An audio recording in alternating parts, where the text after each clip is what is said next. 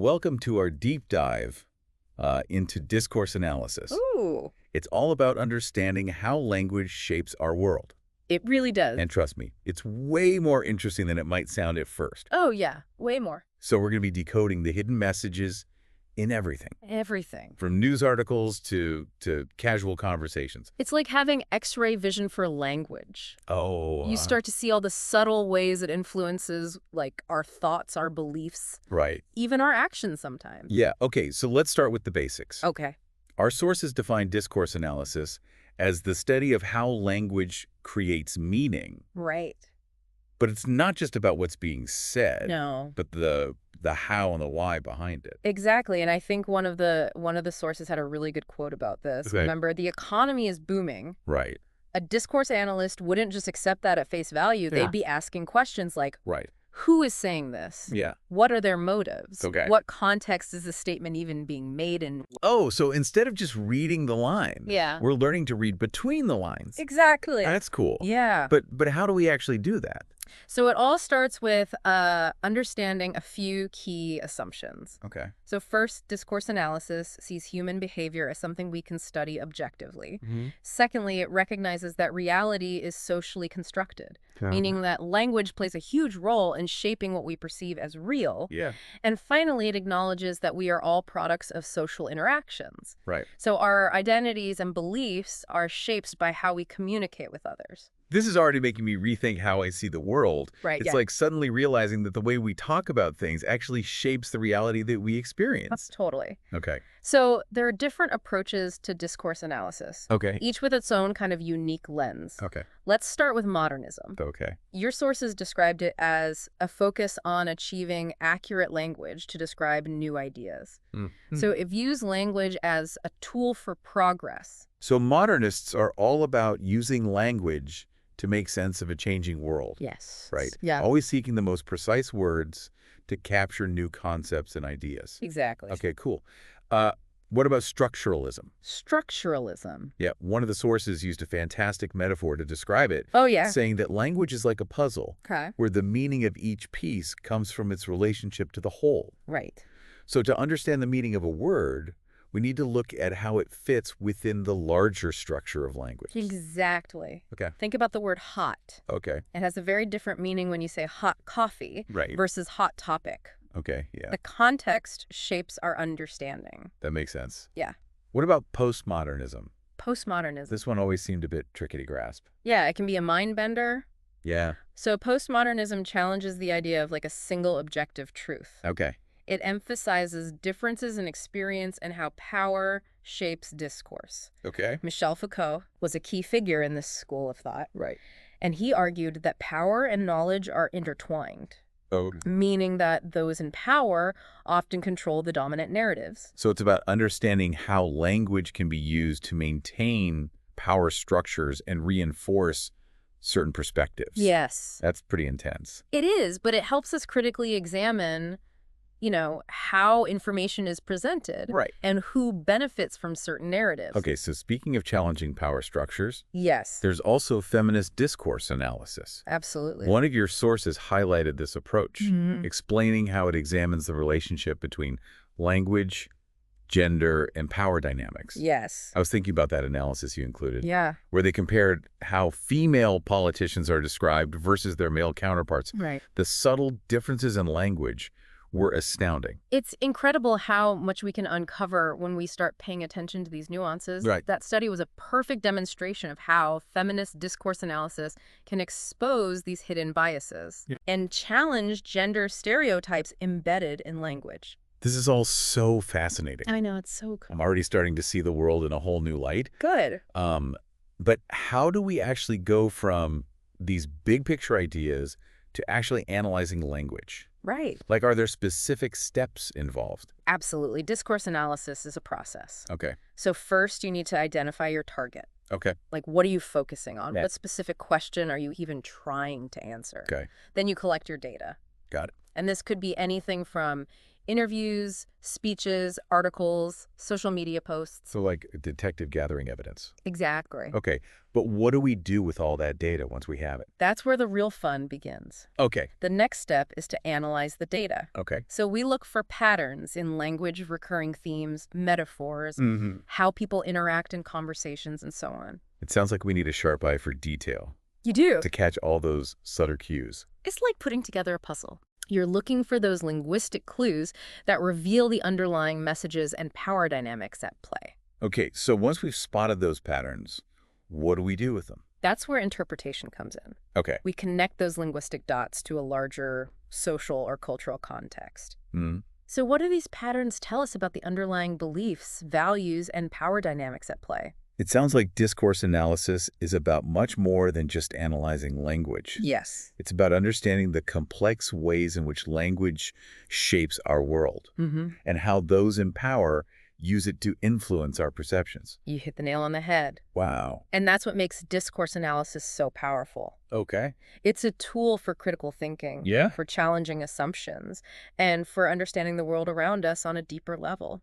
This has already been so insightful. Yeah. But before we move on, I want to touch on something else. Okay. We've talked about different approaches like modernism and postmodernism. Right.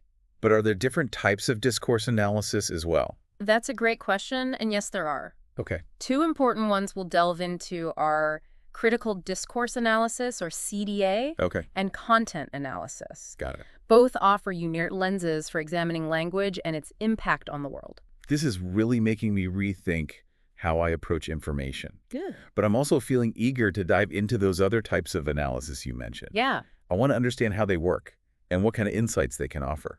Well, then let's jump right in. Okay. In part 2, we'll explore CDA and content analysis. And I think you'll be amazed at how these tools can be applied to real-world situations. Looking forward to it. Yeah. All right, see you in book 2. See you then. Welcome back. Okay. I'm excited to continue our exploration of discourse analysis. Yeah. In part 1, we laid the groundwork discussing those different theoretical approaches. Right. So now let's shift gears and delve into 2 specific types. Okay. Critical Discourse Analysis, or CDA, and Content Analysis. Okay, so you mentioned that both CDA and content analysis offer unique lenses for examining language. Yes. So I'm curious to understand how they differ. Okay. And what kinds of insights they can reveal. Great question. Okay. So CDA really delves into the relationship between language power and ideology. Yeah. So it's all about uncovering how language is used to maintain power structures, Right. promote certain ideologies, and even marginalize certain groups. That sounds incredibly relevant to today's world. It is. Especially with all the discussions about, social justice and inequality. Absolutely. One of your sources provided a great example of CDA in action. Oh, yeah. They analyzed media coverage of a recent protest movement. Okay. And they focused on how language was used to frame the protesters and their demands. Right. The study found that certain terms like radical or disruptive were consistently used to portray the protesters in a negative light, Right. which ultimately undermined their message and reinforced existing power dynamics. Yeah. Wow. I never realized how much language can influence our perceptions of, social movements and protests. It's powerful. Yeah, it's like CDA gives us the tools to see through those biased portrayals and understand the power dynamics at play. Exactly. That's so cool. And that's why CDA is such a powerful tool for social change. Because by exposing these hidden biases, we can start to challenge those dominant narratives and promote more equitable and just representations. That makes so much sense. Yeah. Okay, what about content analysis? Content analysis. How does it differ from CDA? Content analysis takes a more quantitative approach. Okay. So remember that study you shared about analyzing online discussions about climate change? Yes. That's a perfect example of content analysis in action. Oh, right. The researchers in that study weren't just looking at individual comments or posts. Right. They were systematically analyzing large volumes of data, Right. counting the frequency of specific words and phrases related to climate change denial or skepticism. Right. And by doing so, they were able to identify trends and patterns in how climate change is discussed online. Yes. Which revealed those valuable insights into public opinion and the spread of misinformation. Exactly. It's a powerful tool for understanding how language is used to shape public discourse and influence our perceptions of the world.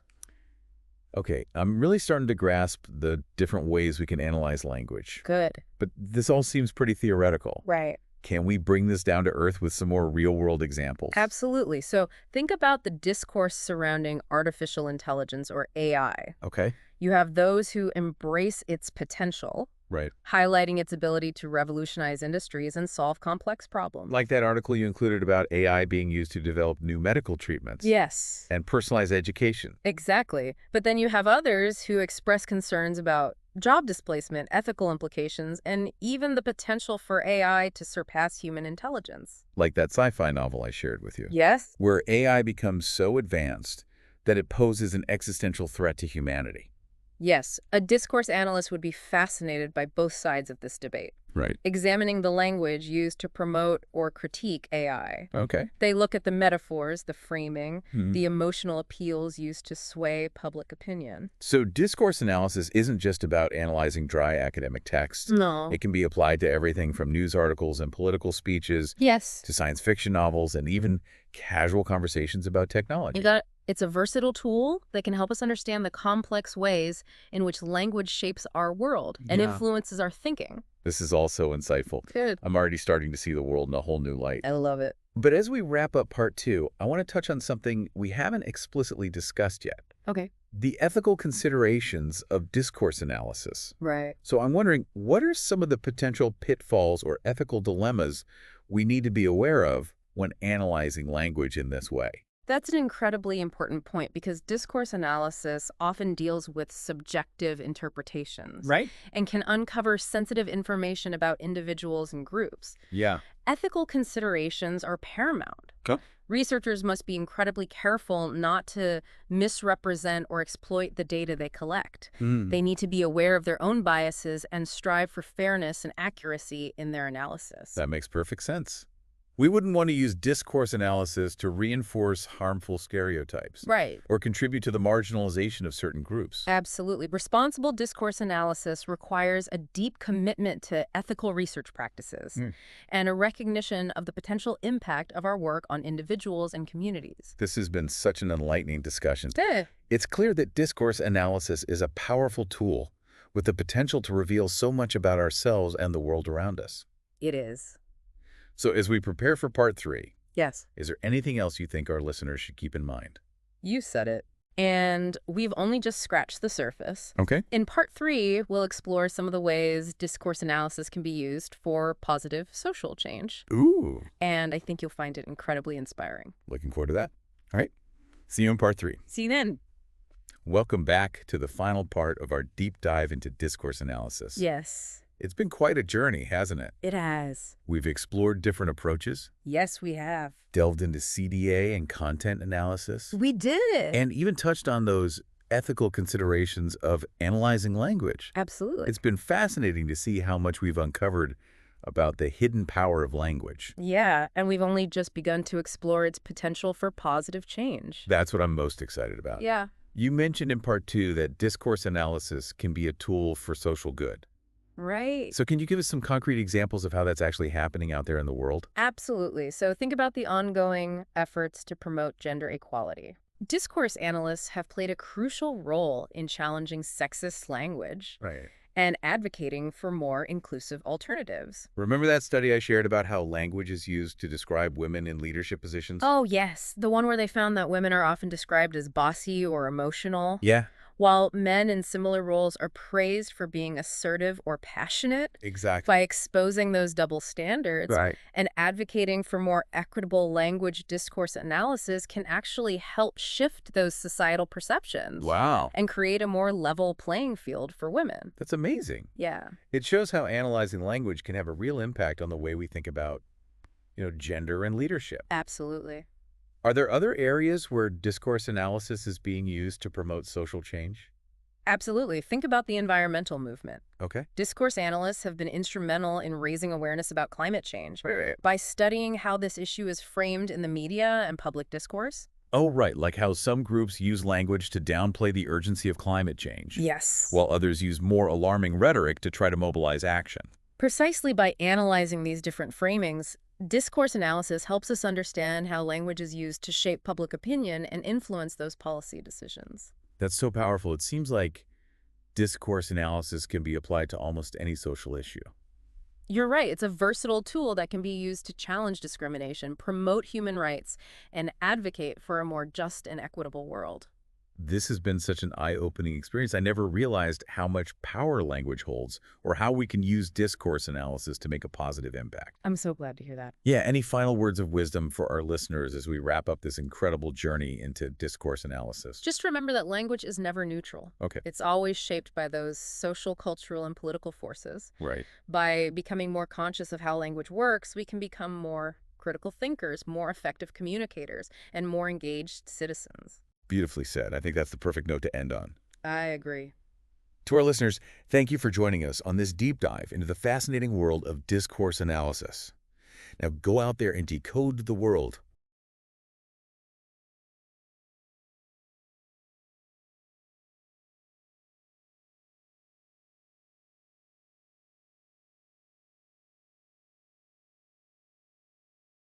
Thanks for watching. If you found this video helpful, don't forget to give it a thumbs up and share it with your friends. Your support helps us keep creating valuable content like this. And if you haven't already, hit that subscribe button and ring the notification bell so you never miss an update. Join our community for more insights into psychology and personal development. Let's grow and learn together.